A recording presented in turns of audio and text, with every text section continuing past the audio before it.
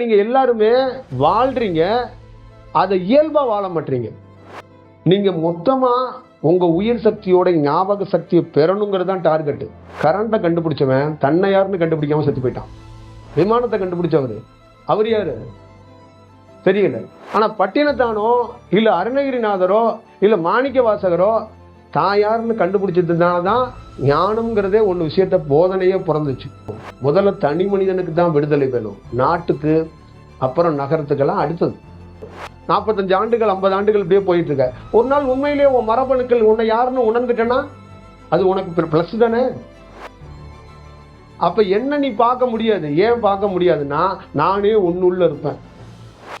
ஞானிங்கிறவன் original ஞாபக சக்தி அறிந்தவன். அதனாலதான் அவன் எல்லை இல்லாம விரிஞ்சு போறான். பிரபஞ்சங்கிறது அண்ட சராசரங்கிறது எல்லை இல்லாததுன்னு சொல்லப்பட்டதுக்கு என்ன காரணம்னா அது ரொம்ப பெருசா தன்னை யாருன்னு சுயத்தை அறிஞ்சிருக்கு. தன்னை உணரணும், சாம்பார் வாலியை தூக்கணுங்கிறலாம் சொல்லிட்டு இருக்கக்கூடாது. தன்னை உணருங்கிறது தானா நடக்கிறது. அந்த சிவன்னா அதை சொல்லணும்னா 10 நரம்பு எழுந்துச்சுருமா. சிவன் நீங்க சொன்னீங்கன்னு உங்க உடல்ல இருக்கிற 10-20 நரம்பு எழுந்துருமா. இன்னும் அழுத்தி சொன்னீங்கன்னா 71 நாடிகளும் எழுந்துருமா. ஏன்னா நரம்பு மண்டலம் மட்டும் இல்ல, அண்ட சராசரமே பயப்படக்கூடிய ஒரு பேர் தான் சிவன். வேலை தெரிஞ்சவன் பைத்தியக்காரன் மாதிரி சுத்துறான், வேலை தெரியாதவன் பைஜாம் போட்டுட்டு சுத்துறான்.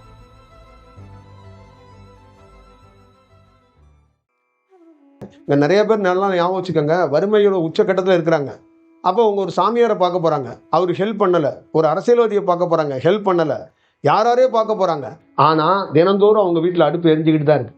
எந்த மூலையிலையோ எந்த வழியிலையோ எந்த ரூட்லையோ தன்னுடைய குழந்தையோ தன்னையோ ஒரு தாய் காப்பாத்திக்கிட்டு தான் இருக்கிறா. அப்ப அவ என்ன பண்றான்னா புலம்பலோட காப்பாத்துறா, கஷ்டத்தோட காப்பாத்துறா, கண்ணீரோட காப்பாத்துறா. அப்ப ஒரு ரிலாக்ஸா இல்ல, ஆனா அவ வாழ்றா. அப்ப இங்க இருக்கிற நீங்க எல்லாருமே வாழ்றீங்க, அதை இயல்பா வாழ மாட்டீங்க. புரியுதுங்களா? அதுக்கு பல்வேறுபட்ட கெச்சு போடுறீங்க, பிளான் பண்றீங்க. ஒரு இன்ஜினியர் மாதிரி ஒரு கெச்ச போடுறீங்க. அப்ப இயல்பு தன்மைக்குள்ள நீங்க ஒருத்தர் இருக்க சொல்லி கொடுத்தாருன்னா அதை நீங்க மீறிடுறீங்க.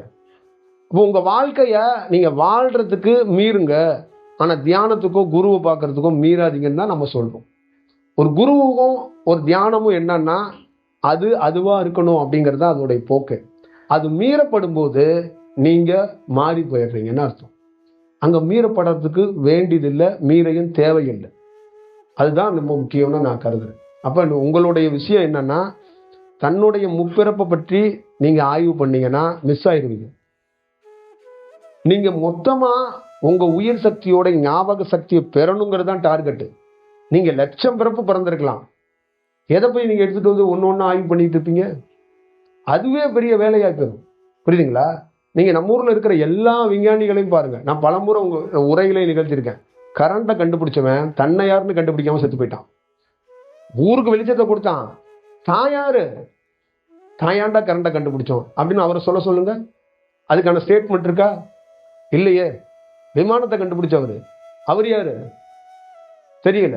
ஆனா பட்டினத்தானோ இல்ல அருணகிரிநாதரோ இல்ல மாணிக்க வாசகரோ தாயாருன்னு கண்டுபிடிச்சதுனாலதான் ஞானம்ங்கிறதே ஒன்று விஷயத்த போதனையே பிறந்துச்சு. திருப்புகளோ திருவாசகமோ பிறந்தது தன்னை யாருன்னு அந்த உயிர் சக்தி உணர்ந்ததுனாலதான் அது பிறந்துச்சு. தன்னை யாருன்னு உணரலைன்னா இது பிறக்காது. அப்ப தன்னை யாருன்னு உணர்ந்தவன் ஒரு படைப்பை படைக்கணும். தன்னை யாருன்னு உணராம இந்த உலகத்துல எவ்வளவு பெரிய படைப்பை படைச்சு வச்சாலும் அது பயனற்றது தான். அதுதான் சொல்றது, தனி மனிதனுக்கு தான் சுதந்திரம் வேணும். முதல்ல தனி மனிதனுக்கு தான் விடுதலை வேணும், நாட்டுக்கு அப்புறம் நகரத்துக்கெல்லாம் அடுத்தது. அதனால உங்களை நீங்க யாருன்னு அதுக்கான வாய்ப்பு இருந்தாதான் ரொம்ப நல்லா இருக்கும்னு நான் கருதுறேன். அது கொஞ்சம் கிரிட்டிக்கலா தான் இருக்கும்.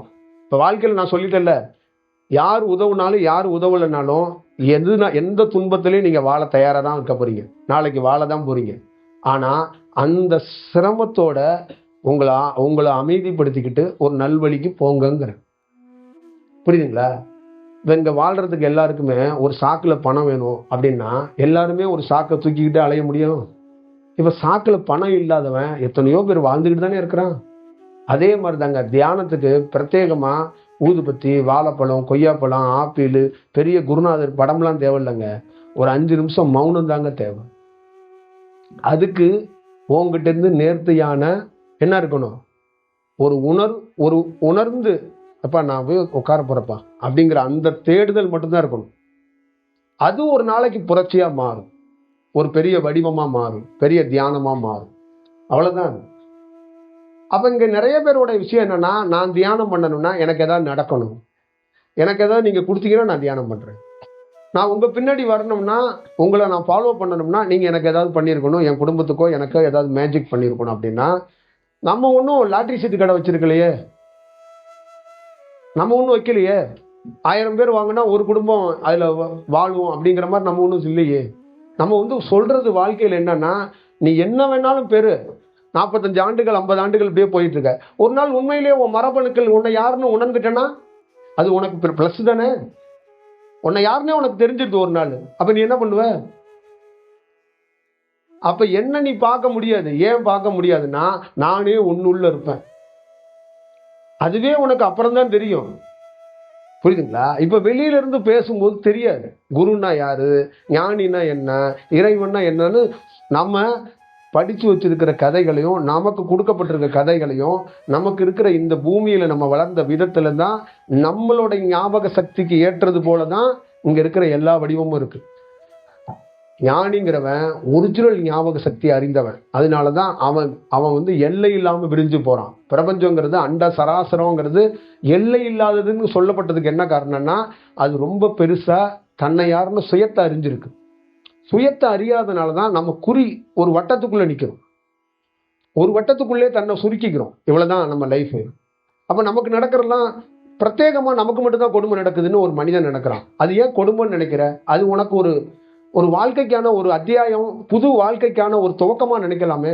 ஒரு பெண்ணு அழுகிறா, அந்த அழுகைய உனக்கு வெற்றியா இருக்கலாமே. அந்த சோகமே உன் லைஃபை மாத்தலாமே. அந்த சோகம் தான் உன்னை யாருன்னு சிந்திக்க வைக்கலாமே. அந்த சோகம் தான் உன் மரபணுக்களுடைய ஒரிஜினலை கண்டுபிடிக்கிறதுக்கு ஒரு வாய்ப்பா கூட இருக்கலாமே. அந்த யாருமே ஒரு பெண்ணோ ஒரு ஆணோ பண்ண மாட்டாங்க. பிரத்யேகமாக தன்னையே அந்த என்ன பண்ணிக்கிறாங்க, தாழ்த்திக்கிறாங்க. எனக்கு இந்த மாதிரி, எனக்கு இந்த மாதிரி, எனக்கு இந்த மாதிரி, அந்த மாதிரின்னு சொல்றான். பஞ்சுமத்தையில படுத்துக்கிட்டு தங்க கோபுரத்துல உட்காந்து எவனும் தியானம் பண்ணி சாதிச்சதே கிடையாது. குப்பையில உட்காந்து ரொம்ப கேவலப்பட்டு ரொம்ப விஷயப்பட்டு தான் பண்ணான். அப்ப இந்த பிரபஞ்சம் என்ன பண்ணுச்சுன்னா, குப்பையில உட்காந்துரு, எங்க வேணாலும் இரு, என்ன வேணாலும் பண்ணு, ஆனா நீ என்ன முயற்சி எடுக்கிறன்னா உன்னை யாருன்னு தெரிஞ்சுக்கிற முயற்சி எடுக்க. அந்த முயற்சி பெற்றுட்டேன்னா அதுக்கப்புறம் இந்த குப்பை கூட உனக்கு என்ன சொர்க்கமா தெரியும் அப்படிங்கிறது அதோட விஷயம். அப்ப நம்ம வாழ்ற இடம் நரகம்.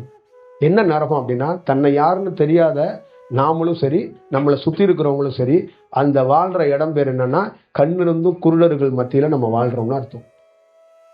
அப்ப தன்னை யாருன்னு தெரிஞ்சா அங்க என்ன பண்றான் ஒரு ஞானி, அது நரகம்தான், ஆனா அவன் சொர்க்கமா வாழ்றான். ஏன்னா அவன் தேவையில்லாத பொருளை தொட மாட்டான். அவ்வளவுதான் விஷயம்.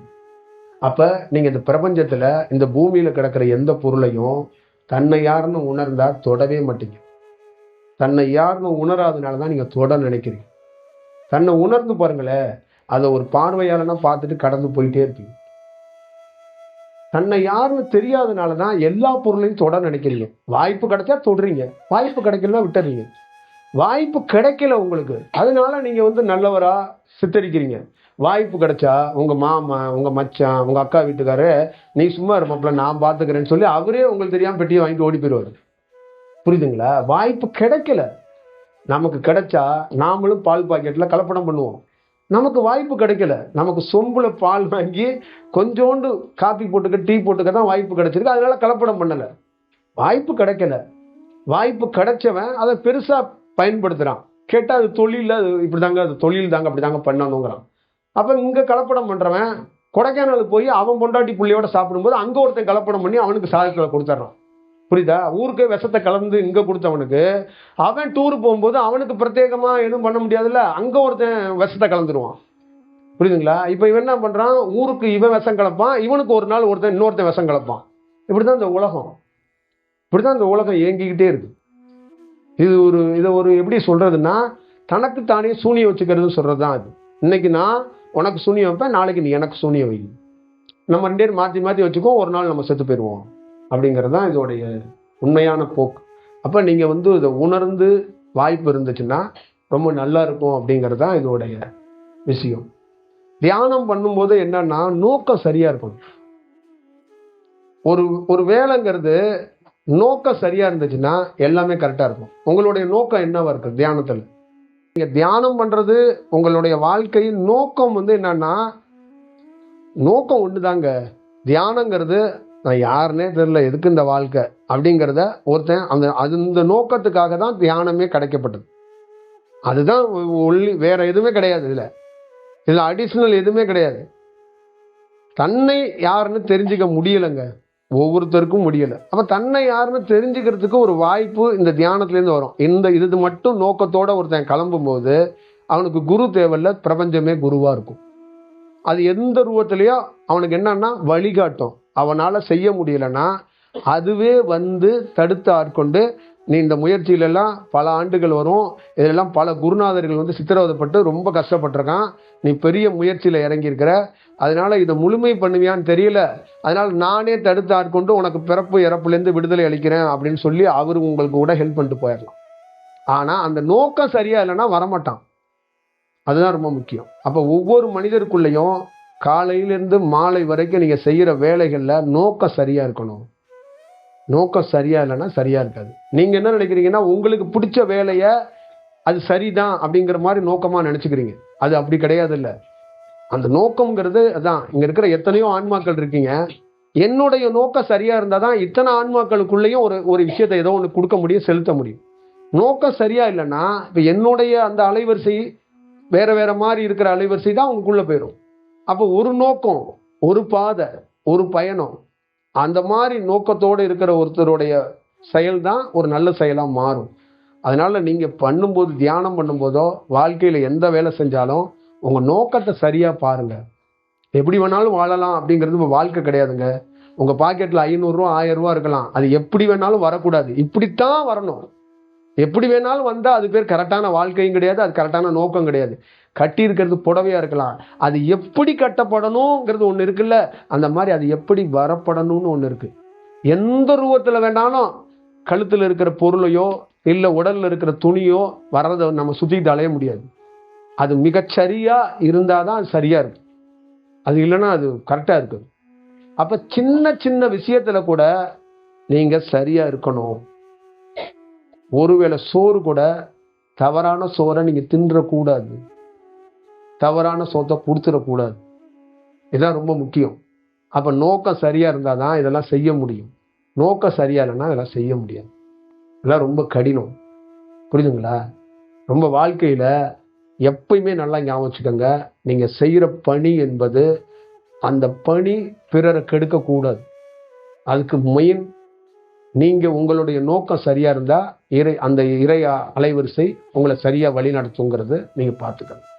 தியானம் பண்றதெல்லாம் நீங்க யாருக்கிட்டேயோ போய் தியானத்தை கத்துக்கிட்டு யாருக்கிட்டேயே நீங்க ஒரு வேலை பண்ணிட்டு என்கிட்ட கேட்கும்போது என்னன்னா, நான் உங்க உடல் சார்ந்து ஒரு மனிதாபிமானத்தோட உங்களுக்கு நான் ஒரு விளக்கமோ ஒரு பதிலோ கொடுத்துடலாம்.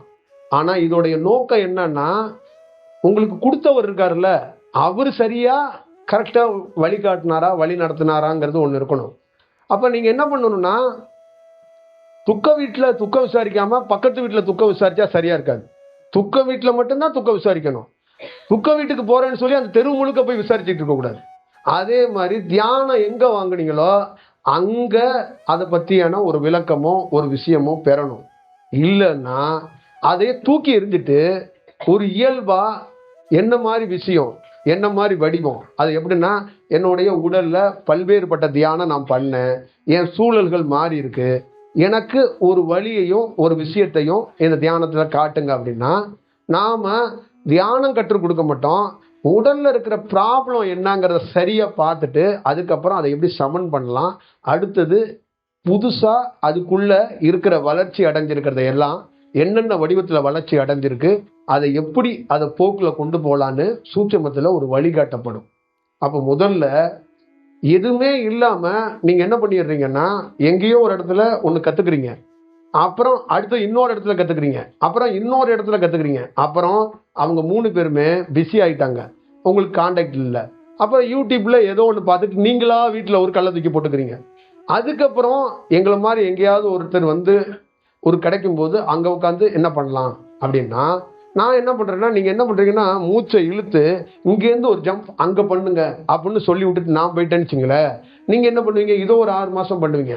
இதுலேருந்து உடலில் ஒரு சைடில் ஒரு 4 நரம்பு விழிச்சிரும், 4 நரம்பு படுத்துரும். அப்போ என்ன பண்ணுவீங்க, இதுலேருந்து என்ன பண்ணுறது தெரியாமல் அலைஞ்சிட்டு இருப்பீங்க. அதெல்லாம் ஞாபகம் வச்சுக்கோங்க, இந்த அண்ட சராசரத்தில் குருங்கிறது யாரும் பார்க்க முடியாத ஒரு அலைவரிசை. அது வந்து நம்மளை வழி நடத்தும் அப்படிங்கிறது தான் இருக்கு. அப்போ நம்மளுடைய வடிவம் என்னன்னா, பிரத்யேகமாக இப்படி அப்படிலாம் போயிடாம ஒரு கரெக்டான ஒரு வடிவத்தில் ஒரு விஷயத்தை கேட்டு பண்ணணும்.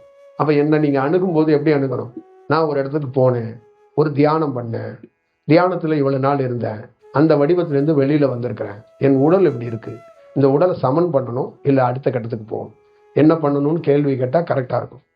நான் அக்னி சக்கரத்தில் இருக்கிறேன், தலை மேலே இருக்கிறேன், கோபுரத்தில் இருக்கிறேன், மேலே பறந்துக்கிட்டு இருக்கிறேன், இதெல்லாம் இருந்தால் அப்போ நான் என்ன நீங்கள் வந்து என்ன ஒரு கேட்டகரியில் பார்க்குறீங்க அப்படிங்கிறது ஒன்று இருக்குல்ல. அப்போ ஒரு புரிதல், ஒரு ஒரு கிளாரிட்டியே இல்லை பாருங்க. ஒரு ஒரு ஒரு ஒருத்தர் ஒருத்தர் வந்து அணுகணும், ஒருத்தர் வந்து பார்க்கணும், ஒருத்தரோட பயணிக்கணும்னா அதில் ரொம்ப கிளாரிட்டி நிதானமும் இருக்கணும். இதுதான் ரொம்ப முக்கியம்.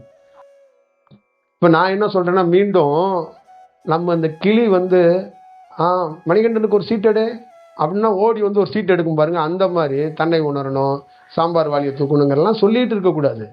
தன்னை உணருங்கிறது தானாக நடக்கிறது. அது வந்து உலகத்திலே சிவன்கிறவரை நம்ம சாதாரணமாக பேர் சொல்லி கூப்பிட்றோம். சிவன்கிறத யார் பார்த்துருக்குறா? ரொம்ப பெரியவருங்க இந்த உலகத்திலே, ஒரு பெரிய அலைவரிசைங்க. அது அது பேரை சொல்றது கூட நமக்கு என்ன என்ன குவாலிட்டி இருக்குன்னு தெரியாது. அது பேரை வந்து நம்ம என்னமோ சாதாரணமாக ஒரு சுண்டல் மாதிரி ஹேண்டில் பண்ணுறோம். சிவன் அப்படின்னு அந்த சிவன்னா அதை சொல்லணும்னா 10 நரம்பு எழுந்துச்சுருமா. சிவன்னு நீங்கள் சொன்னீங்கன்னு உங்கள் உடலில் இருக்கிற 10-20 நரம்பு எழுந்துருமா. இன்னும் அழுத்தி சொன்னீங்கன்னா 71 நாடிகளும் எழுந்துருமா. ஏன்னா நரம்பு மண்டலம் மட்டும் இல்லை, அண்ட சராசரமே பயப்படக்கூடிய ஒரு பேர் தான் சிவன். ஆனால் அப்படியாப்பட்ட ஒரு பேரை நம்ம உணராதனால நம்ம ஈஸியாக சொல்கிறோம். உணர்ந்தவன் பயப்படுவான். உணர்ந்தவன் என்ன பண்ணுவான், சொல்ல பயப்படுவான். வேலை தெரிஞ்சவன் பைத்தியக்காரன் மாதிரி சுற்றுறான், வேலை தெரியாதவன் பைஜாம் போட்டுட்டு சுற்றுறான். புரியுதுங்களா? அப்போ நீங்கள் இன்னும் ஞாபகம் வச்சுக்கணும், எப்பயுமே ஒரு தியானத்துக்கு அடிப்படை பல இடத்துல தியானம் பண்ண போகிறது பெரிய விஷயம் இல்லை. அது இயல்பாக நம்மளுடைய முன் ஜென்ம தொடர்புகளில் நம்ம ஏதோ ஒரு தேடுதலில் ஒரு தடவை பார்க்க போனோம், அங்கே தியானம் பண்ணோம், நரம்பு விழிச்சிச்சு, நம்ம உடலில் ஒரு சின்ன சின்ன ப்ராப்ளம் ஏற்பட்டுச்சு, அதை தூக்கி போட்டுட்டு அடுத்த கட்டமாக நம்மளுடைய பிரத்யேகமாக என்ன இருக்கணும்னா, உடலை சமன் பண்ணுறதுக்கு ஒரு வழி இருக்குது அப்படின்னா அதிகாலையில் வெறும் வயிற்றோட மௌனமாக இந்த பிரபஞ்சத்தை நினச்சி அமருங்க. 1 நாள் 2 நாள் 3 நாள் இல்லை, பல மாதங்கள் அப்படி தொடரும். ஒரு நாள் வந்து உன் உடலை சமன் பண்ணி நீ அடுத்ததுக்கு தியானத்துக்கு எப்படி போகணும், என்ன செய்யணும், நீ தியானம் பண்ணணுமா வேண்டாமாங்கிறத கூட சொல்லி கொடுக்கும். சில பேருக்கு தியானம் வரும், சில பேருக்கு தியானம் வராது. ஆனால் இந்த உலகத்தில் பிறந்த எல்லா பேருக்கும் ஒரு நாள் முக்தி கிடைக்கும். தியானம் பண்ணாதான் முக்தி கிடைக்கும்லாம் கிடையாது. அதனால எல்லா பேரும் தியானம் பண்ணிக்கிட்டே இருக்க முடியாது. நல்லா ஞாபகம் வச்சுக்கணும். அப்போ என்ன சொல்லும், நீ தியானம் பண்ணாமையே என்னை உணர்றதுக்கான ஒரு வாய்ப்பை உருவாக்கி தர்றேன். இப்போ தியானம் பண்ணாமையே மனம் வேலை செய்யாமல் பேர் அமைதியில் எத்தனையோ பேர் இருந்திருக்காங்க. அதுக்காக பயங்கரமாக தியானம் பண்ணிக்கிட்டு தான் தன்னை உணர்ந்திருக்காங்க அப்படின்லாம் இல்லை. அந்த மௌனமாக எத்தனையோ பேருடைய பாரதி மாதிரி வள்ளுவன் மாதிரியோடைய மனைவி எல்லாம் பெரிய தியானம் பண்ணவங்க கிடையாது. ஆனால் அவங்கெல்லாம் பெரிய இறை அலைவரிசையாக இருந்திருக்கிறாங்க. பெரிய இறை அலைவரிசை காரணம் அவங்களுக்குள்ள சுவாசம் தானாக ஓடும். நீங்கள் உதாரணத்துக்கு பார்க்கணுன்னா, எனக்கு எங்கேயாவது சில இடத்துல சமைக்கிறதுக்காக ஒரு வாய்ப்பு உருவாக்கப்படும். அப்போ சூட்சமத்தில் அந்த சமைக்கிறவங்களுக்கு தன்னையே அறியாமல் அவங்க காற்று ஓடும். காரணம் அந்த உணவுல தவறான விஷயம் போயிடக்கூடாதுன்னு. அப்போ இது தொடர்ந்து 10 நாள் 20 நாள் நடந்துச்சுன்னு வச்சுங்களேன், அவங்களுக்குள்ளே ஒரு நல்ல அலைவரிசை வந்துருச்சுன்னு அர்த்தம். இப்போ இவங்க தியானம் பண்ணாங்களா? சொல்லுங்க, தியானம் பண்ணாங்களா? கிடையாது. அப்போ இதுக்கு தியானம் ஒருத்தன் மாங்குன்னு தியானம் பண்ணுறத ஒன்றுமே இல்லாமல் ஒரு குருவுக்கு சாதாரணமாக ஒரு வெள்ளை சாதத்தை கொடுத்துட்டு ஒரு அம்மா தியானத்தில் ஜெயிச்சுட்டு போயிட்டா. புரியுதுங்களா? அப்போ பல நாள் நீ வாசிய போராடினத ஒரு இயல்பாக ஒரு பெண்ணுக்கோ ஒரு ஆணுக்கோ வந்துடும். நிறைய ஊரில் ஆடு மேய்ச்சவன், மாடு மேய்ச்சவன், சும்மா உட்கார்ந்துருந்தவன், இந்த வயலை போய் காவ காக்க போனவன்லாம் ஞானியாக இருக்கான். புரியுதுங்களா? அவன்லாம் உட்காந்து உங்களை மாதிரி ஏசி ரூமில் கலர் லைட்டை போட்டுக்கிட்டு அதெல்லாம் பண்ணிக்கிட்டு இல்லை. புரியுதுங்களா? தானாக ஓடிருங்க. தானாக சுவாசம் ஓடும், தானாக ஒடுங்கும், தானாக நிற்கும், தானாக நடப்பான். அப்படியே ஒரு மௌனத்தில் இருப்பான், அப்படியே வருவான். இதெல்லாம் இயல்பாக ஒருத்தருக்குள்ளே நடக்கும். அந்த மாதிரி நீங்கள் உங்களை வருத்துறீங்க. உங்களை போட்டு தேங்காய் முடியை போட்டு மிக்சியில் போட்டு அடிக்கிற மாதிரி அடியோன்னு அடிக்கிறீங்க. அடிக்காதீங்க, வருத்தாதீங்க. உங்கள் உடலுக்குன்னு ஒரு கெப்பாசிட்டி இருக்குது. அந்த கெப்பாசிட்டிக்கு மேலே கரும்பு சாறை போட்டு புரிஞ்சிங்கன்னா அந்த சக்கை வந்துச்சுன்னா சாரை குடிக்க முடியாது. புரியுதுங்களா? சக்கையாக உங்களை ஏன் போட்டு புளியிறீங்கிறேன். சக்கையாக நீங்கள் உங்களை புளிஞ்சிங்கன்னா நீங்கள் தியானத்தில் உயர்ந்து தன்னை உணரலாம் முடியாது. அதுவே பெரிய துன்பமாக போயிடும். தன்னை உணர்றேன்னு போய் அது ஒரு துன்பத்தை நம்ம ஏற்படுத்திக்க கூடாது. அப்போ இயல்பாக அது ஒரு போக்குலேயே அது போய் தான் போகணும். சரிங்களா? அதனால் நீங்கள் உடலை இப்போ சரி செய்யறதுக்கு உன்னதமாக நீங்கள் என்ன பார்க்க வேண்டாம், பிரபஞ்சத்தையே நீங்கள் நினச்சி உட்காருங்க. உங்களுக்கு பிரத்யேகமாக இந்த உடல் சமன் பண்ணுறதுக்கான ஒரு வாய்ப்பை உருவாகும். அடுத்தது நீங்கள் என்ன மாதிரி தியானம் பண்ணணுமா, எப்படி போகணுங்கிறத அது தெரியும். ஆனால் இதுக்கு இடையில உங்களை வாழ விட மாட்டாங்க. எவனோ ஒருத்தன் யூடியூப்லேயே எவனோ பக்கத்து வீட்லேயே வந்துடுவான், இல்லை உங்கள் குரூப்லேயே போன போட்டு அங்கே ஒருத்தர் வந்திருக்கிறார் வான்னு கூப்பிட்டுருவான். அப்போ நீங்கள் தயாராகிக்கங்க. நம்ம உடலில் இன்னும் 4-5 அடிகளை வாங்க போகிறோன்னு தயாராகிட்டு போங்க. சரியா? ரைட்.